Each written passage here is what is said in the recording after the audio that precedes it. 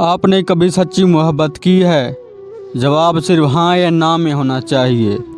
بس اگر آپ کی محبت سچی ہے تو یقین جانیں جس سے آپ نے محبت کی ہے وہ لاکھ آپ کو دکھ پہنچائے، ہزاروں بار رلائے، بے وفائی کرے، حتیٰ کہ آپ کو بیچ راہ میں چھوڑ جائے، وہ اپنی راہ بدل لے، اپنی زندگی میں کسی اور کو چن لے اور آپ اپنے جیون میں کسی اور کے ساتھ چل پڑیں، لیکن جو محبت آپ نے کی تھی نا وہ کبھی بھی آپ کے دل سے نہیں مٹ سکتی۔